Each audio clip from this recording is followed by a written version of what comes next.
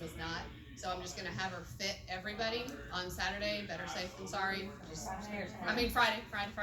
I'm gonna put a post. That's my next post on Facebook as soon as I find out what time she's coming. So just know that your daughter should be here Friday for practice. Yeah, because I'd rather her just fit them. If you want to be here to approve it, then that's fine too. Um, but I'll let you know what time. As soon as we talk to her.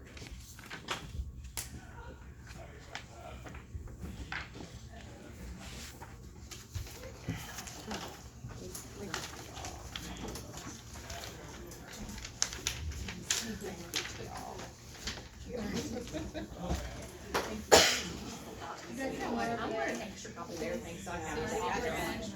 We pass those by. Thank you. I'll need an extra agenda.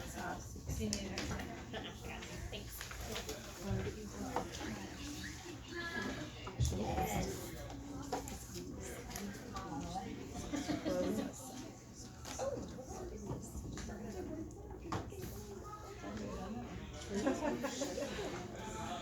I'll let you read it, digest a little bit, then I'm going to go from the top down, and I'm going to tell you what I think we need to be cautious of.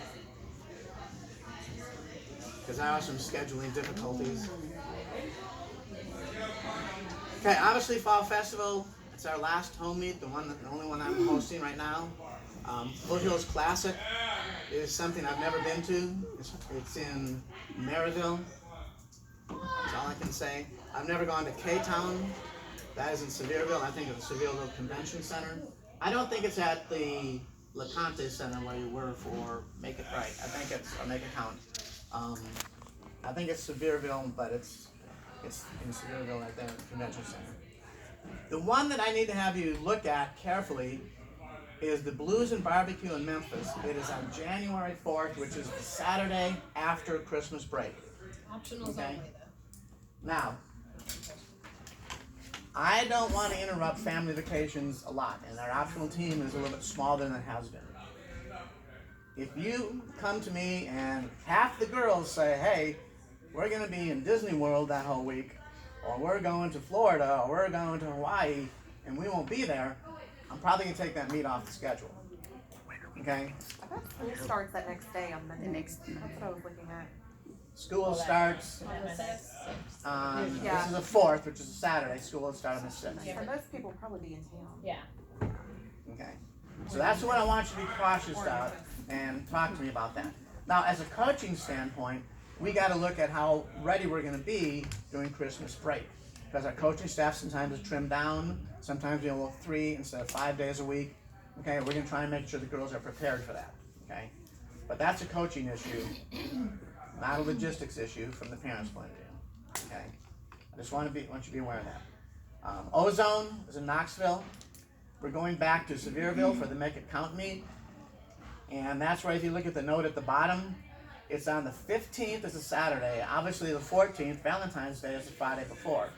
And if you ever tried to get a cabin during Valentine's Day or President's Day, it's really hard. Now, when they fall in the same weekend, you need to start finding places now, okay, for that weekend. And you know that we have no idea when we're going to compete. They generally don't have anything on Friday. Generally, that meet is a Saturday, Sunday. That's how it was the last couple of years. It was like 3 years ago or something, we were on a Monday, okay? But I don't think they're doing that anymore. They are attempting to have boys at that meet again. Now, that might spread it out over 3 days again, I'm not sure, okay? But they usually have that Monday off school anyway. they have that Monday off school, and in some cases they have Tuesday off. Yeah. Like this last year, they had Monday and Tuesday off. They do again this year. They do again this year?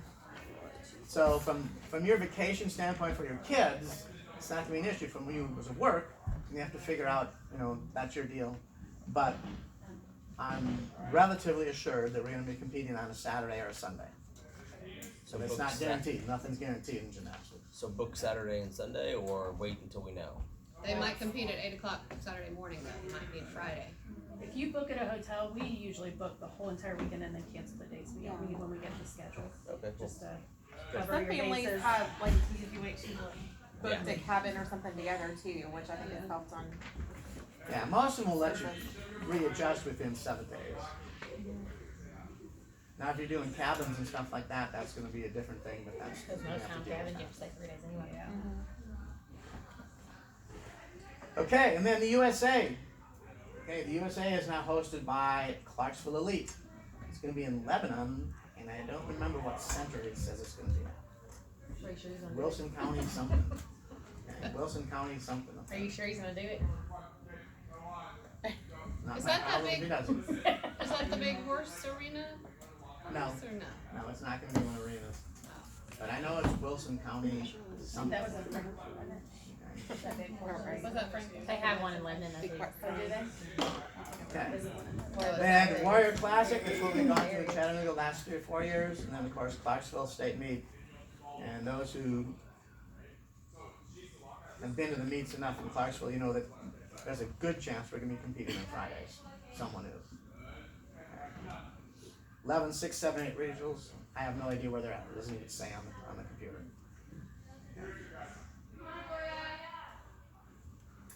Any questions on that? Is Blues and Barbecue the only optionals only meet? All the others are for all levels? Maryville's just compulsory. The Foothills Classic is just compulsory. Okay. Blues Barbecue is just. Thank you. It's. Okay, back to the agenda. Tennessee, but it's somewhere between. Okay. Yeah. I know. I had to look it up the other day. Basically, you can say it's close. You can vary from Maryville. Less than sunscreen.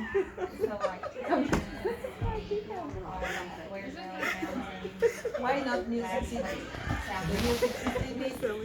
Why not? I've been there twice. I hate the Why? I just don't like it. And then Magic Nights. I wanted to go to K-Town and see what that's like. There's 3 brand new meets on there. K-Town, Foothills, Blues and Barbecue. Those are meets we've never ever gone to. And I wanted to go to those meets. These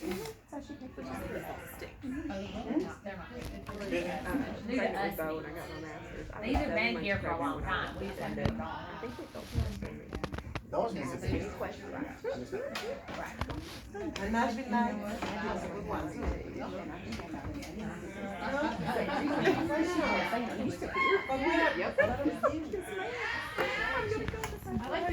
Whether, And that's fine, because it's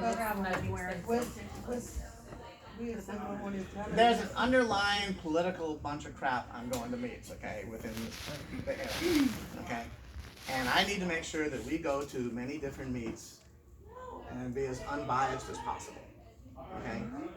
I want to get in front of Tennessee judges this year as much as I can, okay? We didn't have a lot of Tennessee judges last year, and we were tossed to and fro on some of the information we were receiving from the judges. Because every time I go to a meet, to me it's a report card. I mean, yeah, I want to see what the girls do, and I look at the routines on the floor, and I enjoy what they're doing. Most of the time, I don't even look at the scores. I just look at how they do. Then I think about the scores afterwards, and sometimes I'll go to the judges and ask them. And it's hard sometimes to talk to a judge. Legally, you're not supposed to talk to them during a meet. If you have a good relationship with them, and I do with all the judges, I can go in between when they rotate and talk to them and stuff like that. But legally, I'm not supposed to talk to them from the beginning of the meet to the end of the meet. If you go to boys' meets, right, it's totally different.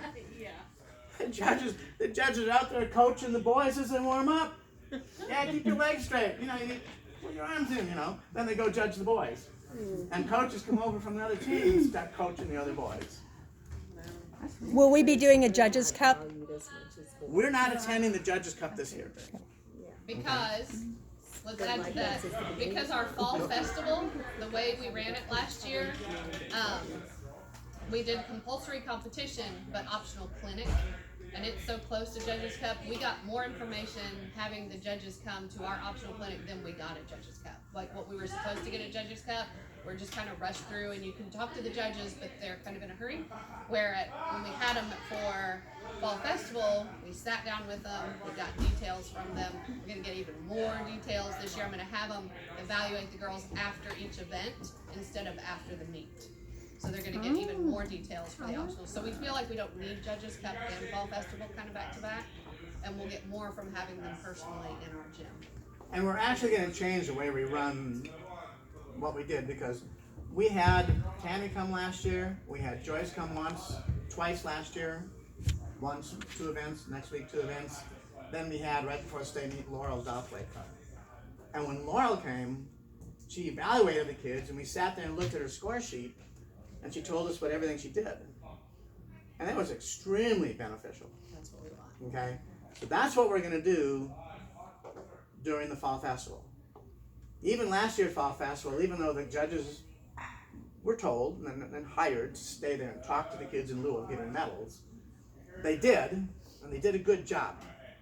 But the way we did it with Laurel was so much more beneficial. I actually at the state meet was going and talking to judges and finding out who can come to our Fall Festival, judge the routine, and not be upset if we look over their shoulder and say, why did you do this, why did you do that? And then you respond to us. And so I got a list of judges who are willing to do that. So is the Fall Festival closed to other gyms and it's gonna function more like an optional clinic? No, the compulsory part is still gonna be just a meet. Okay. And the compulsory part is throw routines, get medals, go home. Okay? But the optional thing is gonna be open to anybody who wants to come. Okay? And in the past, I've not done a lot. I've never advertised meets the entire existence. I'm going to try and do some advertising in that one and try and get more people in it. Okay. I talked to you about something about hosting a meet. Okay. At the end, so don't let me forget. Okay. It is interesting. You okay? Level mobility. Level mobility. Okay. Train up and compete down.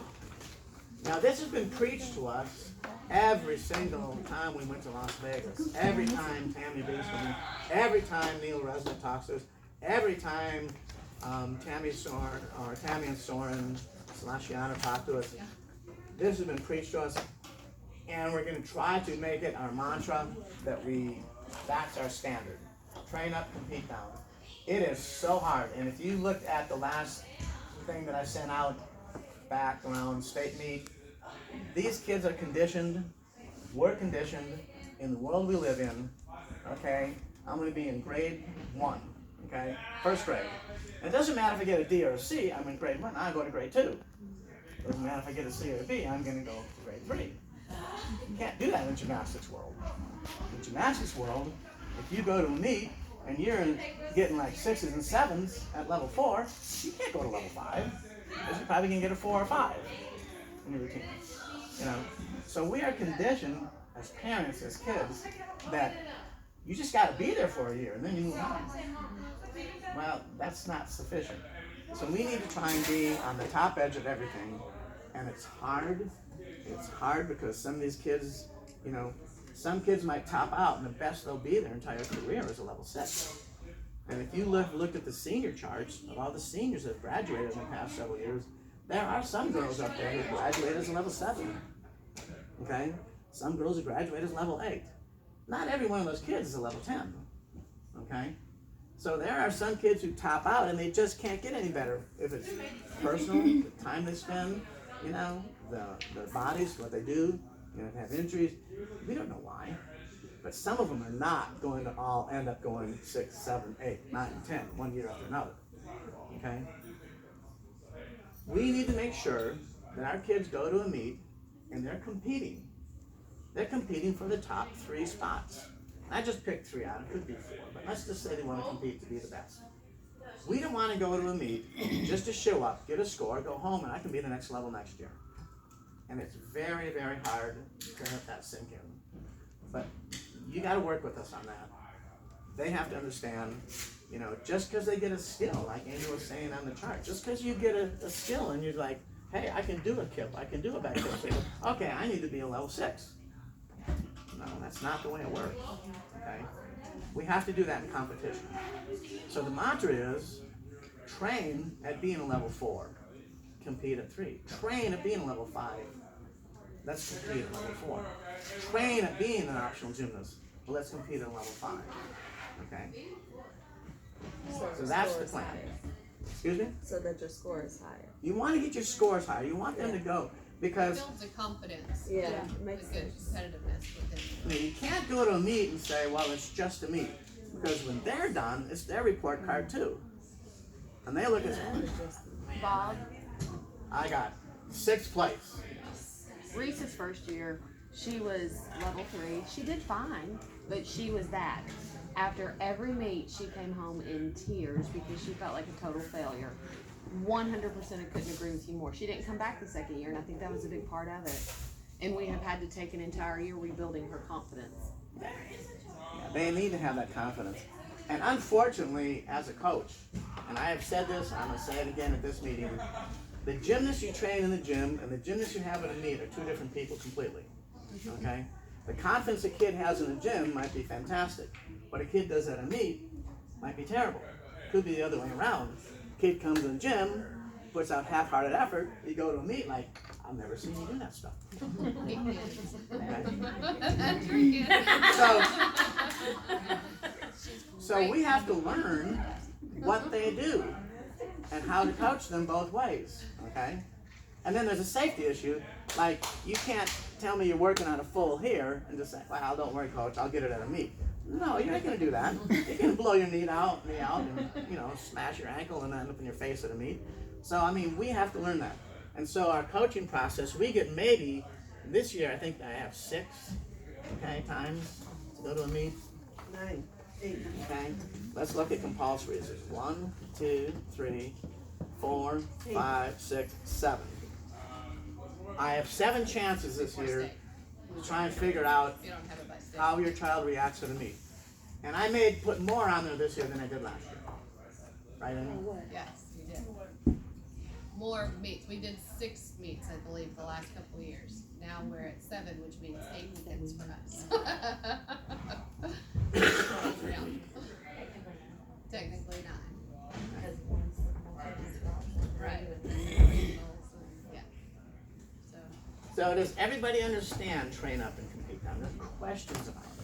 Are you guys considering moving girls up mid-season, or is it like you've got a drop dead date, like if you don't have these skills, you're gonna be this I level? personally never have a drop dead. Yeah, there's Okay. never a drop dead date, and I see the want to move them up, but I also see it as pointless too, because why not let them finish that season and go blown away while they're still working the harder skills, and then they'll be more confident going into the next season. Moving up mid-season to me is kind of pointless. I mean, we have done it in the past, but that was more when we had a state meet in the fall and a state meet in the spring. There used to be 2 state meets, so we did it more often then. We took a group of girls and moved them up for the next season, the next half of the year, because they had already done a state meet. But we don't have that state meet anymore, so I see it more as let's just go through the whole year with confidence, being the strongest competitor we can be, and still work the higher skills instead of going, okay, we got it, now let's move. Yeah, just let them finish out the year and be super confident and learn to be a good competitor and just not have to stress at a meet. That's the goal, not have to have them stress, because there are kids, like you said, that are fine in practice, but they get to a meet and they're just a ball of nerves. And I would rather them just be super confident and not have to worry. I tell them, practice is where you should be stressed. Practice is where you come in and worry about if you're gonna get that skill. Worry about if you're strong enough to get that skill. Worry about if you're flexible enough to get that skill. When you go to a meet, you're just showing off. You're just doing what you can do. Like, I never, ever once was nervous performing. I always felt like I could just get out there and do my best. Never once was nervous to get on a stage or I competed in elementary school for gymnastics. But they need that confidence going into it. That's what I want for all the girls. I want them to be comfortable at a meet and know that they can just do everything and not have to worry about that back handspring or worry about that round off or whatever it is. Just I'd rather them stay a full year and have fun and stay. So for clarity's sake, they will continue to up-train during the season, because in previous seasons, all they've done is work on the current level skills. There's different times of the year. Like right now, we're working a lot of strength because we just had state meet regionals. So right now we're working on adapting Ian's conditioning program that we've worked on to get them strong. And yes, some are like these little level 3s. They're already working back walkovers on the balance beam. They're not perfect at cartwheels yet, but I'm trying to get them moving forward so by the time they need it, they're not afraid of it. Or by the time their teenage bodies have to try it, they're afraid of, these little girls aren't afraid of anything. So we are progressing and working up, even though they're gonna compete down this year. They're gonna be super confident and compete. So yes, this time of the year, we're working skills. Skills. Let's see what we can get. If we don't have a skill for the level we competed last year, we're working on that skill. Like there's a group of girls working flyways because they didn't have flyways yet. They weren't ready, 5 because they didn't have flyways. Well, now we're working hard on flyways to see if we can get them. That'll continue through the summer. It even continues a little bit in the fall when we're learning routines and perfecting routines. We will still hit on new skills, but once we hit meet season, the goal is to primarily perfect the routines. If there's extra time, if the routine looks great and we're scoring well, then we'll continue to work on harder skills. But the goal from like January to April or March, whenever state meet is routine numbers. Yes. And since Christy's recording for parents that are not here, and there's been some inconsistency in years past, can you address skipping levels? For instance, even if they have the skills, let's say they're a level 4, they have the skills for optionals, are you allowing them to skip 5 and compete optional, or will they continue to go 4 or 5? It's an individual basis. Okay. It depends on the kid. It depends on the skills, but a lot on the maturity and the work ethic of the child. That has a lot to do with it because I tend to hover over the compulsories more and I have to stand there. In fact, with the compulsories, I have to walk away sometimes because if I'm standing too close to them, they want to tell me about everything. So sometimes I have to watch them from behind or go like over and talk to another coach while I'm watching them out of the corner of my eye because they want to just talk. I do have to hover over them, but by the time you get to optional, I should be able to trust that that child can go over here and do 10 of this skill while I'm watching this child while this kid's working over here. So maturity level has a lot to do with whether they're going to be allowed to skip or not. Yeah, maturity level, work ethic, and getting the skills. But it's a possibility, it's just an individual thing. Yeah. Thank you. I think your comment, Christy, where you said, are we doing that now? Is that what you said? I know in years past. I know that's the Are we biggest doing- Like concern during with a lot of during the parents, year, yeah. especially I think what she's talking about, especially from December to March. You're saying, oh, we're going to train up and compete down, but we don't see any training up at all from Right. December to March. From December to March or Christmas break, it's She just addressed focused. Yeah, it's focused on routines. That's the primary goal So this- of that time of year. So, but we don't see the train up compete down. That's what a lot of parents will Right. complain about That's or have mostly concerned about after because state you into don't the see fall. train up compete down That's all we're doing right now. right now. But Right. December to March, Right, there's- it's not a 12-month thing. It's a seasonal thing. Yeah, it's now through the summer, a little into fall, depending on how quickly they learn routines, and then meet season. It's perfecting. I can go back and cite some good and bad examples. One of the good examples is about 5 years ago, 4 years ago. Okay, we had that quote training team. When those kids were competing, okay, they were competing at level 2. They were training at levels 3 and 4. Okay, and I remember distinctly because I was a bar coach. I'd say, come in, show me a level 2 routine. Yeah, that's good. Let's work kips. Okay, and then we work handstand, work other things. And that particular group, if you know, that's the group that went through them 2, 3 to 4 to 5, and they were so good last year at level 6, we decided to push them to 8. Okay. A lot of those kids even Excuse me? skipped 3 and went to 4. Yeah, they've But skipped. they had 2 skipped years some levels. at 2. That was a good situation then. This previous last year was a bad situation in the sense that we had a double problem. We jumped 2 levels at the same time. The USAD decided Well, we're also gonna make it a whole lot harder. Yeah, they changed Okay. the requirement. Level 6 used to have, well, you had to just do an acro series, and you could sufficient acro series with a flight skill. Now they said, I can do that this year. So you can have an acro series with flight. So they made level 6 as hard as level 8. Okay? And that didn't help us. And then to compete, to be a top competitor at level 8, used to be, you have walk over back handspring on B. If you want to be a top competitor, it needs to be handspring on B. Which, the girls a year ago were ready this close with walk over handsprings. And then they changed the requirement. It's not even the requirements. There's a box of requirements. If you hit all those requirements, you can have like a 9.5, 9.7 start value. Or you'll have a start value, but you'll get a 1032 deduction if you don't have the specific deduction box covered. And then the specific deduction, like you can have a walkover handspring and still score well if it's clean, if it's polished, if it's perfect. If you want to get that 10, you have to have a handspring. They did that on floor too, Yeah, where you if could- you had 3 passes, you had to have so many B's with so many B's in all your different direction passes. changes. It was horrendous. It was So horrible. yeah, the girls were this close to being ready, and then all of a sudden we went, oh, now we have to. We're this close. So they had a struggle this year.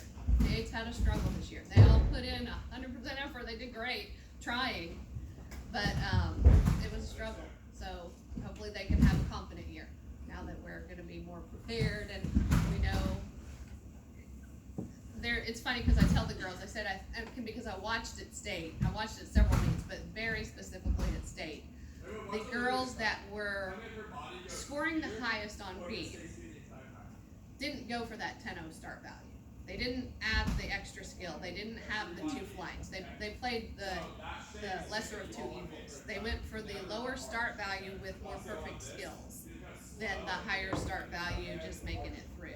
So and this is an individual kid basis again, we're going to play that lesser of the 2 evil game and figure out what works best for each child this year. If we need a walkover handspring and that's going to score higher, but get a 2/10 deduction, then we're going to figure out that balance for each girl this year.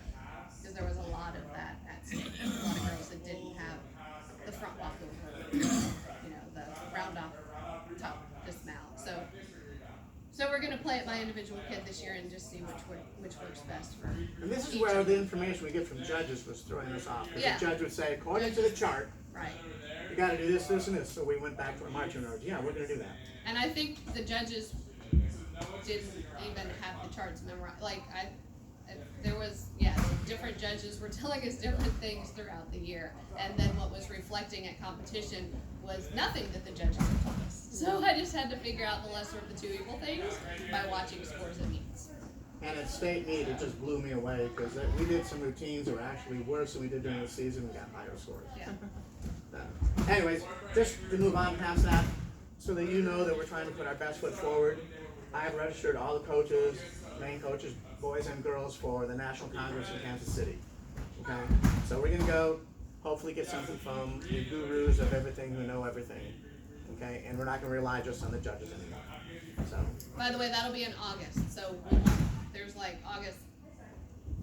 the week It's of either August the 9th. 7th through 12th or 9th through 12th or something. Just so you know, on that calendar will be some practices missed that weekend because they'll all be at Congress. Is that the first week? Yeah. The week after school starts, or the week school starts, August 9th. Can't find definite dates. I saw 9 to 11, but it's 7 through. I saw 7 through something. Plus we'll have to get there a day, travel a day. And even those dates are weird, because you go to National Congress, it says 2 days. You go to the calendar for Region 8, it says 4 days. So, So we're not sure yet, but we'll find any questions? If you want to have questions answered at the next parents meeting, and I didn't answer them today, a little snippet down below. Okay, these are the topics at this meeting. Okay, I'll be more than happy to put new topics on the next meeting. Okay. Bob, and I don't know if we're ready to address this yet, but as far as the levels, do we want to introduce Excel at all, or do we want to discuss that at all yet? What? Excel. Excel. I don't want to address that You right wanna- now. We need to get more information. So does that mean parents' meetings are now a regular, ongoing? I'm gonna have them more than once a year. Okay, that's all I can tell you. I'm not gonna have another one and set a date for the other one, because if everyone's happy, there's no need to have them. But when we start receiving questions and stuff, I'll put them together. And the statement she talked about is we're looking at the possibility of competing in the Excel world, okay? And we just need to get informed more about it ourselves. I can't talk about something I don't know anything about. It's been a couple years since we've done it, so we wanna get updated material, charts and stuff for it.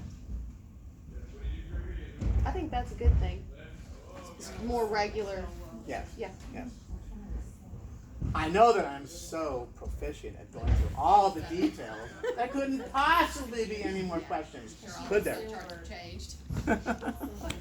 Just kidding.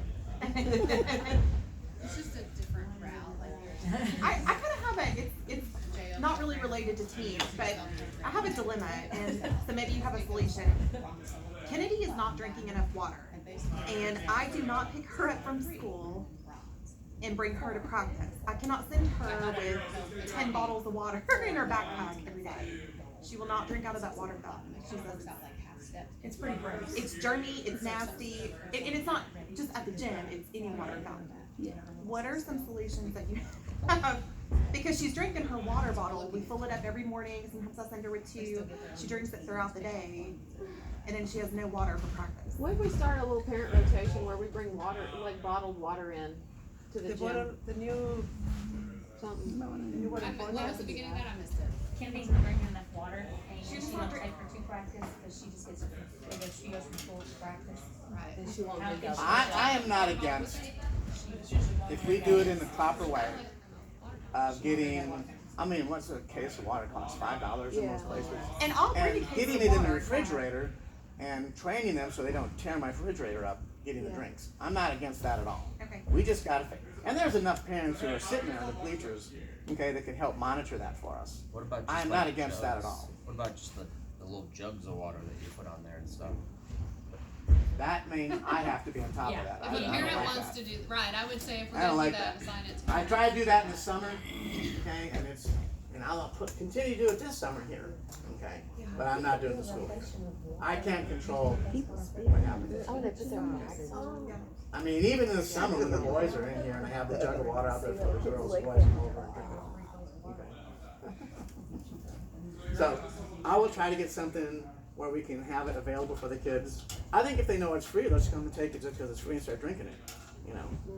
So I will say there are kids that come to practice and drink out of every other kid's water bottle, and I cannot stand No, we don't it. want that. It No. drives me No, we gotta, insane. we But I gotta put a think that's name what's on it and do contributing something. to a lot of her headaches and stuff when she'll call. She'll go see Mary in the office and she's got headaches. And it's because she doesn't drink water the entire 4 hours she's been in practice because she will not drink out of the water fountain. And personally, I don't blame her. I won't either, but I won't either. I will try to work with whatever we need to do to make this happen, okay?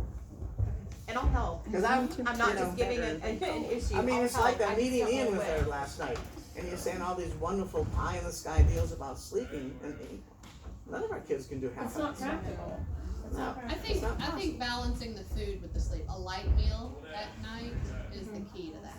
Because I know they're not gonna get, and most of my life I only got 6 hours or less of sleep too, but, But his solution was to balancing eat a the- bigger meal before practice. Who wants to eat a big meal and then come Well, work out for 4 hours? I'd Just love something, But that's not impossible really with their school. Yeah, I was thinking I'd like that. to school in school, so I Yeah. don't know, I mean, you can Yeah, pick whatever you that's want, or if they eat at school, They're Yeah. picking tray up at school. food, you know, pack snacks or whatever, but Yeah. I think the bigger meal, the more, Yeah. the more Same thing with nutritious us. meal, like the meat, the whatever needs to be earlier in the day, and then the lighter. We do that because we homeschool. Yeah. But And I think that's not summer. Well, I possible. pack my kid's lunch so he gets what I want him to get, but. I've always thought that my poor eating habits, you know, of eating a meal and going to sleep within an hour or so, was contributed to me having colon cancer back when I was 45 years old, and I didn't do anything, you know?